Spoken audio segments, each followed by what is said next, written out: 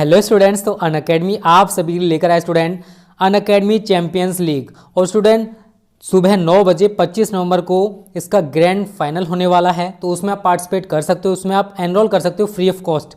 और जो बच्चे स्टूडेंट रैंक 1 पे रहेगा उसके लिए 50,000 रुपये तक का इनाम दिया जाएगा। उसके साथ साथ अनअकैडमी नीट यूजी का 1 year subscription free of cost दिया जाएगा।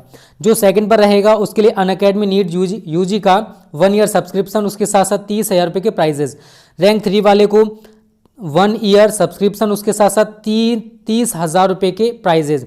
और जो 4 से लेकर 10 तक रहेंगे स्टूडेंट उनके लिए 25,000 रुपये तक के इनाम और 6 मंथ्स सब्सक्रिप्शन मिलेगा अनअकैडमी नीट यूजी का। तो जो बच्चे इंटरेस्टेड हैं इस वीडियो के डिस्क्रिप्शन में लिंक दे रखी है, वहां पर जाकर फ्री ऑफ कॉस्ट एनरोल कर सकते हो। स्टूडेंट्स, हेलो स्टूडेंट, एक बार फिर से आपका स्वागत है आपके अपने जो स्मार्ट स्टडी क्लासेस में। हाँ, तो हमारी इंग्लिश ग्रामर क्लास चल रही थी और जिसमें चला था आपका न्यू सीरीज 28 मार्क्स। यानी कि इस सीरीज के अंतर्गत आप 28 नंबर बहुत ही आसानी से प्राप्त कर सकते हैं। यदि आप इसकी वीडियो को डेली देखते हैं तो आप बहुत ही आसानी से 28 नंबर प्राप्त कर सकते हैं, क्योंकि इसमें हमने 3 चीज़ों को जोड़ा है। पहला है इसमें आपका हमारा स्टोरी, जिसको बोलते हैं हम ट्रांसलेशन हिंदी टू इंग्लिश, जो आपका 10 मार्क्स का आता है। दूसरा क्वेश्चन जोड़ा है इसमें हमने आपका ऐसे का, जो कि आपका 12 मार्क्स का आता है। और तीसरा क्वेश्चन है इसमें अनसीन पैसेज, यानी कि जैसा कि एक पैराग्राफ होता है जिसे पहले आपने देखा ना हो तो उसको बोलते हैं अनसीन पैसेज। तो उसमें क्या होता है, वो आपका 6 मार्क्स का आता है। तो इस तरह से हमने तीनों को मिला के जो आपकी नई सीरीज बनाई है 28 मार्क्स, यदि आप इसको पूरा देखते हैं तो आप बहुत ही आसानी से आप 28 मार्क्स गेन कर सकते हो। तो इसमें चल रहा है आपका सबसे पहला पॉइंट चल रहा है आपका ट्रांसलेशन, यानी कि हिंदी टू इंग्लिश, जो आपका 10 मार्क्स का आता है। तो इसको समझने के लिए हमने देखो 39 रूल्स लिखाए थे। यदि आपके जब तक ये 39 रूल पूरे नहीं होंगे आप इस पॉइंट को समझ नहीं पाएंगे। काफ़ी पॉइंट इसमें हम क्लियर कर चुके हैं। आपका जैसे अनुवाद के नियम, टेंस और use of this that this those, parts of speech, ये सब हमने ख़त्म करा दिया है। और आज हम डिस्कस करेंगे आपका use of has to, have to, had to, will have to, shall have to. और दूसरा पॉइंट होगा इसमें आपका, अगला पॉइंट होगा यानी कि हैज़ हैव और आपका हैड और विल हैव, शैल हैव, यानी कि इन दोनों पॉइंटों को आज हम डिस्कस करेंगे। तो सबसे पहले बताएंगे आपको हम हैज़ हैव, हैड और विल हैव, शैल हैव कि इसका प्रयोग किस कंडीशन में किया जाता है। तो कह सकते हैं कि जब वाक्य में पास या रखने शब्द आए, यानी कि जब वाक्य में पास या रखने शब्द आए और अंत में है, हो, दिया हो, तो हैज हैव का प्रयोग करते हैं एज ए सब्जेक्ट, यानी कि एक वचनकर्ता के साथ हैज लगाते हैं और बहुवचन के साथ हैव लगाते हैं। यदि वाक्य के अंत में था, थी, थे आ जाए तो फिर हम हैड का प्रयोग करते हैं, ठीक है ना। और यदि वाक्य के अंत में होगा, होगी, होंगे आ जाए तो फिर विल हैव और शैल हैव का प्रयोग करते हैं। तो बहुत ही आसानी से समझ सकते हैं। इसमें थोड़ा सा टॉपिक है उसको हम लिखवाएंगे ताकि आप उसको याद कर सकें और याद करने के बाद बहुत ही आसानी से इस प्रकार के वाक्यों को बना सकें। क्योंकि स्टोरी में कोई बाउंडेशन नहीं होता है कि टेंस ही आएगा या कुछ निश्चित ही रूल आएगा, ऐसा कुछ नहीं होता है। उसमें सेंटेंस कहीं से भी आ सकता है, ठीक है ना। इसलिए आपको क्या है, आपको हर चीज़ समझनी है। और यदि आपकी समझ में ये टॉपिक आ गया तो आप किसी भी टॉपिक को बहुत ही आसानी से कंप्लीट कर सकते हो। ऐसे का टॉपिक हो, चाहे अनसीन का टॉपिक हो, चाहे लॉन्ग क्वेश्चन का हो, चाहे एक्सप्लेनेशन का हो, यानी A to Z जो भी इंटरमीडिएट में आता है वो डिपेंड ऑन, यानी कि स्टोरी पर डिपेंड होता है। इसलिए आपको स्टोरी को बहुत ही अच्छी तरह समझना है और इसकी वीडियो को आपको डेली देखना है, बार बार देखना है, ताकि आपके माइंड में हर तरह से बैठ सके, ठीक है। तो ज़्यादा समय वेस्ट न करते हुए चलते हैं अपने टॉपिक की ओर। क्लास 12 इंग्लिश ग्रामर, यानी कि 12th क्लास की इंग्लिश ग्रामर क्लास चल रही थी और जिसमें चल रहा था आपका न्यू सीरीज 28 मार्क्स। क्या चल रहा था, न्यू सीरीज 28 मार्क्स। यदि आप इस सीरीज को पूरा देखते हैं तो आप 28 नंबर बहुत ही आसानी से प्राप्त कर लोगे। तो आज हम डिस्कस करेंगे has have, had, will have, shall have. और अगला पॉइंट होगा हैज़ टू, हैव टू या फिर had to, will have to, shall have to. तो हम बताएंगे किसका प्रयोग कब किया जाता है। जब तक इसकी जानकारी नहीं होगी और ऐसे वाक्य आ जाते हैं तो क्या होगा, आप उनको बना नहीं पाओगे और आपके 10 मार्क्स खतरे में पड़ जाएंगे। इसलिए आपको ये समझ में आना चाहिए। तो सबसे पहले देखेंगे हम use of has have, had, will have, shall have. वैसे देखा जाए तो आपके ये 3 पॉइंट हैं यानी इनके ऊपर हम बताएं तो काफ़ी लंबी चर्चा हो सकती है, लेकिन हम चाहते हैं कि जल्दी से जल्दी आपका सिलेबस भी कंप्लीट हो जाए और आपका कंप्लीट हो जाए, जिससे कि आप बहुत अच्छे से तैयारी कर सकें। ठीक है, इसलिए हमने इन तीनों टॉपिकों को एक ही में मिला दिया है। ठीक है ना, यानी कि हैज़ हैव एक में, हैड अलग और विल हैव शैल हैव एक में, और इनकी हम एक साथ ही चर्चा करेंगे। और फिर अगले टॉपिक पर हम किस में करेंगे, हैज़ हैव टू और हैड टू और will have shall have to. ठीक है ना, ताकि आपकी समझ में अच्छी तरह से आ सके। तो थोड़ा नोट में लिख लेते हैं। तो कह सकते हैं कि जिन वाक्यों के अंत में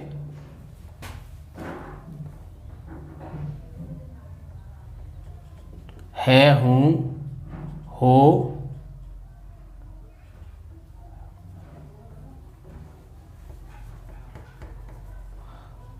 है, हूँ, हो तथा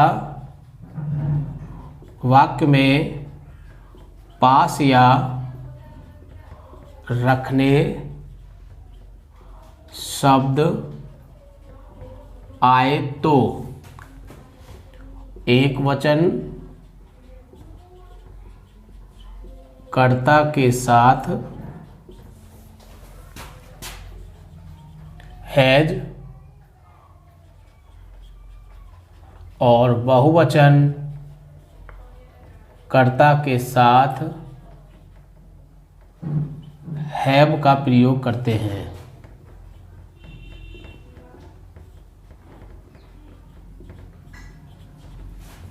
कब करते हैं, जब वाक्य में पास या रखने शब्द आ जाए और अंत में क्या हो, है, हूँ, हो, तो किसका प्रयोग करते हैं, हैज हैव का। और यदि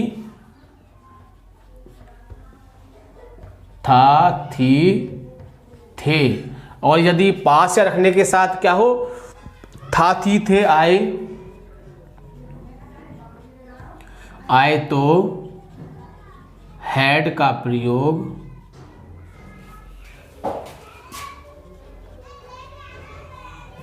करते हैं। ठीक है, यानी कि अब था, थी, थे आ जाएगा तो उसका प्रयोग करेंगे, हैड का प्रयोग करेंगे। और यदि होगा, होगी, होंगे शब्द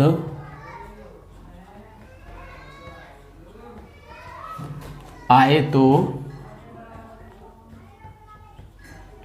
विल हैव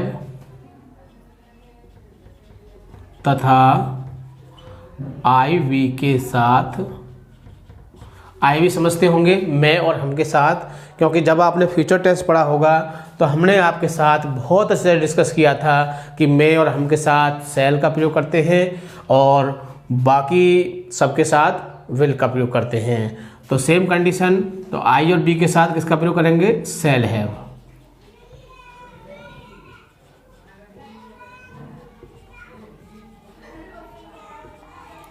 शैल हैव का प्रयोग करते हैं। तो आपकी समझ में आ चुका होगा कि यदि पास या रखने शब्द दिया हो और है, हूँ, हो आए अंत में तो हैज हैव का प्रयोग करते हैं, और यदि था, थी, थे आता है तो हैड का, और होगा, होगी, होंगे आए तो विल हैव शैल हैव का प्रयोग करते हैं। इसका एक रूल देख लेते हैं। यानी कि पहले सब्जेक्ट आएगा, फिर आपका हैज या फिर हैव या फिर हैड या फिर विल हैव और शैल हैव, यानी इनमें से आपका एक ही आएगा, ए या ए एन, फिर ऑब्जेक्ट और फिर अदर वर्ड। ठीक है, तो यदि आपको ये रूल याद होता है तो आप बहुत ही आसानी से ऐसे वाक्यों को बना सकते हैं। जैसे कह सकते हैं कि मीरा के पास किताब होगी। मीरा के पास किताब होगी। देखो अब मैंने क्या लिखा है, होगी लिखा है, तो आप समझ गए होंगे होगी आए तो क्या करते हैं, विल हैव या फिर शैल हैव का प्रयोग करेंगे, यही करेंगे ना इसमें। तो और फिर पहले क्या आ जाएगा, सब्जेक्ट आ जाएगा। तो सब्जेक्ट क्या हमारा मीरा है, तो बना देंगे इसको मीरा, और फिर मीरा हमारी सिंगुलर है तो क्या लगाएंगे, विल हैव। तो मीरा विल हैव ए क्या होगी? बुक। तो मीरा के पास किताब होगी। अब आप कहेंगे कि सर आपने ए कहाँ से लगा दिया? तो इस बात को समझिए कि इसमें जब कोई गिनती न दी हो तो हम ए का प्रयोग कर सकते हैं, नहीं तो उसके पास 2 किताब होती तो वो लिखती कि उसके पास 2 किताब होंगी, 4 होंगी तो 4 लिखती, और यदि कोई गिनती नहीं दी हो तो हम अपनी तरफ से कितनी मान लेते हैं कि उसके पास 1 ही किताब है। ठीक है, तो Meera will have a book. एक हेड का देख लेते हैं। मेरे पास एक मोबाइल था, है ना, मेरे पास एक मोबाइल था। अब देखिए था आ गया तो किसका प्रयोग करोगे? हैड का प्रयोग करना पड़ेगा। तो आई हैड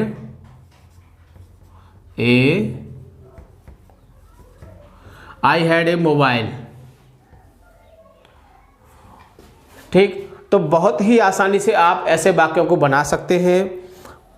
और देखो इसमें एक चीज़ ध्यान रखोगे कि कभी कभी पास या रखने शब्द नहीं आता है, लेकिन कंडीशन से ऐसा फॉलो होता है, ऐसा फील होता है, ऐसा महसूस होता है कि इसमें पास या रखने शब्द आना चाहिए।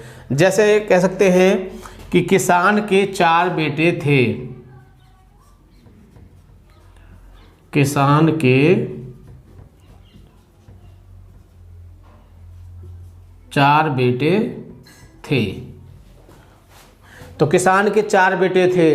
अब इसमें कहीं पास या आपको रखने शब्द दिखाई दे रहा है? नहीं दे रहा है। लेकिन अगर हम इसकी कंडीशन को अपने अंदर फॉलो करें तो हमको ऐसा महसूस होगा कि किसान के पास 4 बेटे थे। इसका मतलब क्या है कि किसान के पास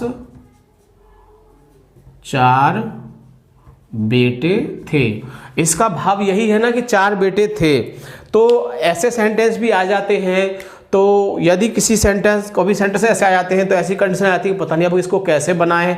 अब तुमको ये फील हो रहा है कि बताएं इसको कैसे बनाएं, हम इसको बाजबर का प्रयोग करें, किसका प्रयोग करें। तो आप क्या करोगे कि सेंटेंस को उसको अपने भाव के अनुसार अपने अंदर फॉलो करके उसको अपने अनुसार उसको रूप देने की कोशिश करोगे, है ना। तो आपने रूप क्या दिया कि किसान के पास 4 बेटे थे। तो अब आसानी से बना सकते हो कि द फार्मर हैड 4 सन्स। तो कोई दिक्कत आई? कोई दिक्कत नहीं आएगी। अब बात आती है नेगेटिव की, तो क्या होगा? मान लो मैं इसको नेगेटिव कर दूं, जैसे मेरे पास एक मोबाइल नहीं था, तो क्या होगा? हैड के बाद नोट लगा देंगे। ये तो आप बहुत अच्छे से समझ चुके होंगे कि यदि नेगेटिव हो जाए तो एचवी का नोट लगा देते हैं। और यदि मैं आपसे ये कहूँ कि विल हैव का नेगेटिव कैसे करेंगे, यानी कि इसको नेगेटिव कैसे करेंगे, तो क्या कहोगे? यानी कि आपकी इसमें एचवी क्या है? विल हैव है, मान लीजिए यही तो एचवी है।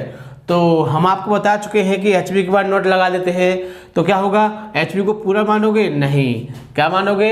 यानी कि सिर्फ पहले शब्द को ही एचवी मानते हैं। ये बात तो आपके दिमाग में बैठी होगी। तो नेगेटिव क्या बन जाएगा इसका? Meera will not have a book. ठीक है ना। तो बहुत ही आसानी से आप बना सकते हो नेगेटिव। अब मैं कहूँ इंट्रोगेटिव में तो क्या करोगे? विल को आप आगे लगा दोगे, डबल इंट्रोगेटिव में वाई लगा दोगे। तो आप बहुत ही आसानी से किसी भी वाक्य को बना सकते हैं। ठीक है, बिल्कुल भी समस्या नहीं आएगी।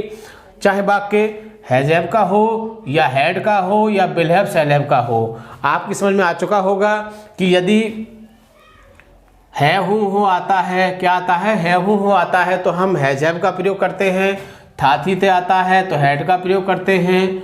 और आपका होगा होगी होंगे आए तो किसका करते हैं? विल हैव शैल हैव का करते हैं। तो बहुत ही आसानी से समझ गए होंगे और सेंटेंस को किस तरह से बनाते हैं ये भी समझ में आ गया होगा।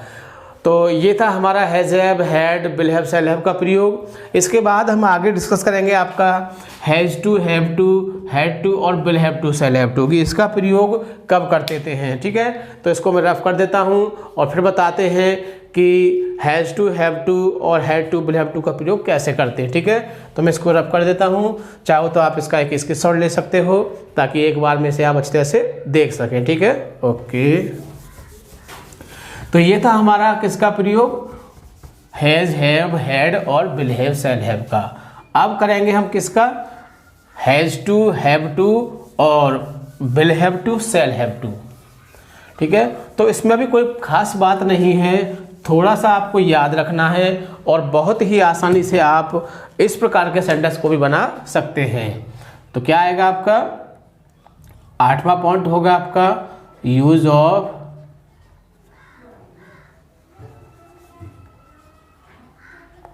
Has to, have to, had to, will have to, shall have to. यानी कि कब करते हैं, तो पहले मैं थोड़ी सी इस पर चर्चा कर देता हूँ, क्योंकि मेरा मानना है कि यदि लिखा हुआ पढ़ने की अपेक्षा अगर बोला हुआ सुन लिया जाता है तो समझ में अच्छी तरह से आ सकता है। तो कह सकते हैं कि जिन वाक्यों के अंत में पढ़ता है, पढ़ती है, पढ़ते हैं आदि शब्द आए तो किसका प्रयोग करते हैं, हैज़ टू, हैव टू का प्रयोग करते हैं। और यदि पढ़ता था, पढ़ती थी, पढ़ते थे आए, या फिर पढ़ा, पढ़ी, पढ़े आए तो फिर हैड टू का प्रयोग करते हैं। और यदि पढ़ेगा, पढ़ेगी, पढ़ेंगे, यदि पढ़ेगा, पढ़ेगी, पढ़ेंगे का आदि शब्द आ जाए तो उसका प्रयोग करते हैं, तो will have to, shall have to का प्रयोग करते हैं। तो तीनों ही बातें आपकी समझ में आ चुकी होंगी। अब मैं इनको नोट के माध्यम से आपको लिख के भी बता देता हूं। तो कह सकते हैं कि जिन वाक्यों के अंत में पढ़ता है, पढ़ती है, पढ़ते हैं आदि शब्द आए तो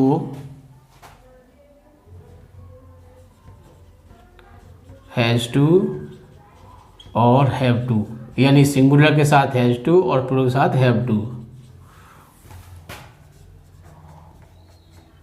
का प्रयोग करते हैं यदि पढ़ता था, पढ़ती थी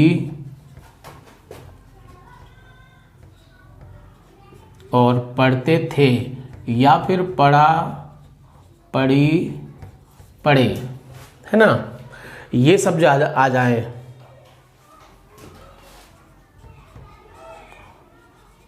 शब्द आए तो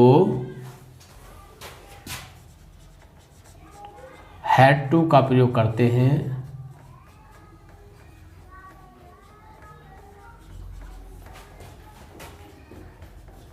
यदि पढ़ेगा, पढ़ेंगे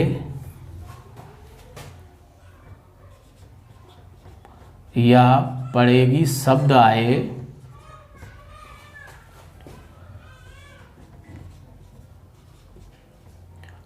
तो विल हैव टू और शैल हैव टू का प्रयोग कब करते हैं ये आपको पता होगा, इसलिए हम नहीं लिखेंगे, क्योंकि बार बार कोई बात जब बताई जाती है तो अच्छा नहीं लगता है।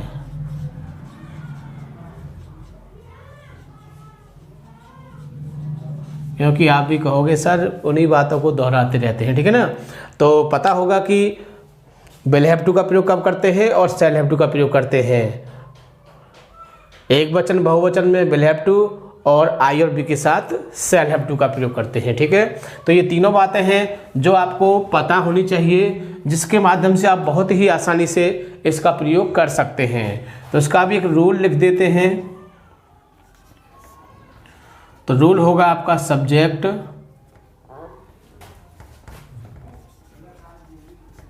Has to, have to, had to, will have to, shall have to plus verb की first form object plus other word, ठीक है। इसमें आपकी एक चीज़ बढ़ गई, क्या बढ़ गई, वर्ब की फर्स्ट फॉर्म। तो परेशान होने की बात नहीं है कोई, जब वर्ब बढ़ गई है तो वर्ब को लिखेंगे और सबसे खास बात कि फर्स्ट फॉर्म आ रही है, ऐसी कोई दिक्कत वाली बात नहीं है। यदि सेकंड होती, थर्ड होती तो दिक्कत हो सकती, पता नहीं थर्ड कैसे बनेगी, सेकंड कैसे बनेगी, गलती हो गई तो फर्स्ट फॉर्म में परेशान होने की कोई बात नहीं है, ठीक है। तो एक एग्जाम्पल देख लेते हैं कि राहुल को आज गांव जाना पड़ेगा, यानी राहुल को आज गांव जाना पड़ेगा। तो हम क्या देखेंगे, सबसे लास्ट में जाएंगे। देखो गा शब्द आ रहा है तो किसका प्रयोग होगा, विल हैव टू या फिर शैल हैव टू। तो राहुल हमारा सिंगुलर है तो किसका प्रयोग होगा, विल हैव टू का। तो बना देते हैं इसको, Rahul will have to go to the village. बहुत ही आसानी से आप बना सकते हैं। चलो एक नेगेटिव देख लेते हैं इसको, सीता को चाय नहीं पीनी पड़ती है, यानी सीता को चाय नहीं पीनी पड़ती है, ठीक है। देखो को शब्द का कोई मीन नहीं है तो बनाएंगे, पहले क्या आ जाएगा, सीता, और फिर नहीं शब्द आ गया है तो कोई बड़ी बात नहीं है। किसका प्रयोग करते हैं, हैज टू हैव टू करते हैं ना। और जब हम नेगेटिव बनाते तो क्या करते हैं, सिर्फ एक शब्द को ही हम एच मानते हैं। तो यानी कि नॉट जो है कहाँ लगेगा आपका, हैज़ के बाद लगेगा, और यहाँ लगाएंगे तो हैव के बाद लगेगा आपका, ठीक है ना। बहुत ही आसानी से आप बना सकते हो। तो पढ़ती आ रहा है, सिंगुलर है तो क्या लगाएंगे, हैज नॉट टू। तो Sita has not to drink the tea, ठीक। अच्छा एक इंट्रोगेटिव देख लेते हैं इसका, क्या मधु को मंदिर जाना पड़ता था। इंट्रोगेटिव है तो क्या लगाएंगे, क्वेश्चन मार्क लगाएंगे, ठीक है ना। अब क्या है, क्या शुरू में आ गया और अंत में क्या आ रहा है, था शब्द आ रहा है ना, है ना। पढ़ता था, पढ़ती थी आ रहा है, तो किसका प्रयोग करेंगे, हैड टू का प्रयोग करेंगे। तो हैड, लेकिन हम आपको बता चुके हैं कि एक शब्द ही आगे आएगा तो हैड, फिर क्या आएगा, सब्जेक्ट क्या है, Madhu, had Madhu to go to the temple, और क्वेश्चन मार्क। तो आप बहुत ही आसानी से इस यूज का प्रयोग कर सकते हैं, बिल्कुल भी आपको दिक्कत नहीं आएगी। सिर्फ सबसे खास बात क्या है कि जो ये आपका नोट शब्द है, जो अपने आप को नोट में लिखाया है, ये आपके माइंड में होना चाहिए पूरी तरह से। यदि आपके ये माइंड में है तो आप किसी भी वाक्य को बहुत ही आसानी से बना सकते हैं, बिल्कुल भी दिक्कत नहीं आएगी। और इसके साथ साथ इस रूल को भी अपने दिमाग में रखना। तो जिसके दिमाग में ये दो चीज़ बैठ गई वो आसानी से किसी वाक्य को बना सकता है और बिल्कुल भी दिक्कत नहीं आएगी। तो आज हमने आपका has, have, had, will have, shall have इसको डिस्कस किया। फिर दूसरी बार हमने has to, have to, had to और विल हैव टू को डिस्कस किया, ताकि आपकी समझ में आसानी से आ सके। और अक्सर ऐसे वाक्य स्टोरी में आ जाते हैं और फिर उस समय आपको दिक्कत होती है। तो जितने भी आपको हम यूजेस कराए हैं उनको आप डेली याद करते रहोगे। आप विस्तार में ना याद करके एक छोटे स्तर पर याद कर सकते हो। जैसे कि हम पूछे कि हैज, हैव और हैड, विल हैव का प्रयोग कब करते हैं, तो आप लोगों की जब वाक्य में पास से रखने शब्द आए और है शब्द आए तो हैज हैव का प्रयोग करते हैं, और था शब्द आए तो हैड का प्रयोग करते हैं, और होगा हो गया आगे तो विल हैव, शैल हैव का प्रयोग करते हैं। तो इस तरह से माइंड में रख सकते हैं। ऐसे इसको कह सकते हैं कि जब वाक्य के अंत में पढ़ता है, पढ़ती आए तो हैज़ टू, हैव टू, और पढ़ता था, पढ़ती थी तो हैड टू, और पढ़ेगा, पढ़ेगा आए तो have to, will have to, shall have to का प्रयोग करते हैं। तो ऐसी छोटे छोटे रूप में हम अपने माइंड में बातों को रख सकते हैं, जिससे कि एग्जाम में आए तो आप बहुत ही आसानी से इसकी अंग्रेजी बना सकें। ठीक है, तो क्या करोगे, वीडियो को इस तरह से देखोगे, एक बार में समझ में आए तो 2 बार में देख सकते हो। और सबसे खास बात, वीडियो को लाइक या शेयर करना नहीं भूलोगे ताकि और लोग इस चीज़ का फ़ायदा उठा सकें। एग्जाम बहुत नियर है, सबका फ़ायदा होना चाहिए। ठीक है, थैंक यू, जय हिंद, जय भारत।